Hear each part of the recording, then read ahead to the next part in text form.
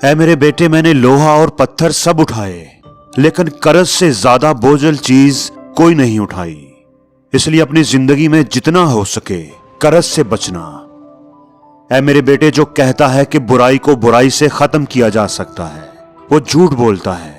अगर वो अपने कौल में सच्चा है तो 2 मकामात पर आग जलाकर देखे कि एक जगह की आग दूसरी जगह की आग को बुझाने में किस कदर मदद करती है। हकीकत तो यह है कि जिस तरह पानी ही आग को बुझा सकता है, बिल्कुल इसी तरह खैर और भलाई ही बुराई को खत्म कर सकती है। ऐ मेरे बेटे, अगर किसी को दोस्त बनाना चाहते हो तो दोस्त बनाने से कबल उससे गुस्सा दिलाओ। अगर वो गुस्से में एतदाल का रवैया इख्तियार करे तो फिर ही उसे दोस्त बनाना, वरना वो शख्स दोस्ती के काबिल नहीं है।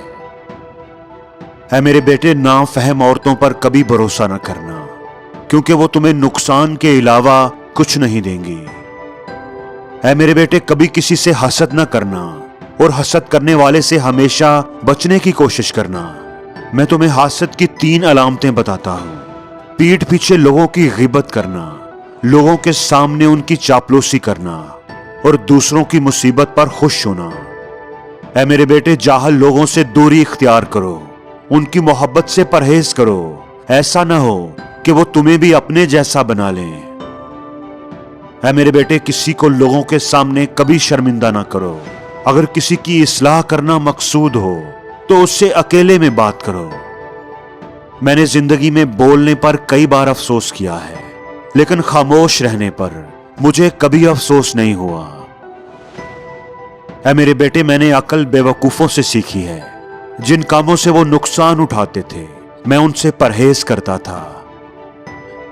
ऐ मेरे बेटे, खुदा की जमीन पर अकड़ कर ना चलो, क्योंकि अल्लाह ताला मगरूर और अकड़ने वालों को पसंद नहीं करता। रफ्तार में हमेशा म्याना रवि कायम रखो। गुफ्तगू के दौरान आवाज हमेशा नरम रखो, क्योंकि चीखना चलाना इंसानों का काम नहीं है। अगर करख्त और ऊंची आवाज पसंदीदा चीज होती तो गधे की आवाज सबसे अच्छी समझी जाती, हालांकि उसकी आवाज बदतरीन आवाजों में शुमार होती है। ऐ मेरे बेटे, अहमक शख्स के लिए नसीहत का सुनना उतना ही मुश्किल है जितना एक बूढ़े शख्स के लिए पहाड़ की चोटी पर जाना। इसलिए किसी बेवकूफ आदमी को कभी नसीहत ना करना, क्योंकि बेवकूफ आदमी उल्टा तुम्हें ही बुरा भला कहेगा, जबकि अगर तुम एक अक्लमंद आदमी की इस्लाह करोगे तो वो तुम्हारा शुक्रिया अदा करेगा। ऐ मेरे बेटे, 2 चीजें याद रखना और 2 चीजों को भूल जाना। अल्लाह को याद रखना और अपनी मौत को याद रखना।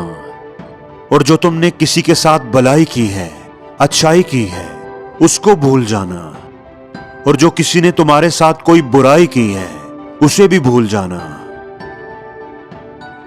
मैंने जिंदगी में 300 साल मुख्तलिफ दवाओं से लोगों का इलाज किया, मगर इस तवील तजर्बे के बाद मैंने सीखा कि इंसान के लिए सबसे बेहतरीन दवा मोहब्बत और इज्जत है। किसी ने पूछा, अगर ये असर ना करे तो? हकीम लुकमान ने कहा, दुआ की मिकदार बढ़ा दो। हमेशा कम खाओ, भूख रख कर खाओ, क्योंकि जब मैदा खुराक से भर जाए तो दिमाग सो जाता है।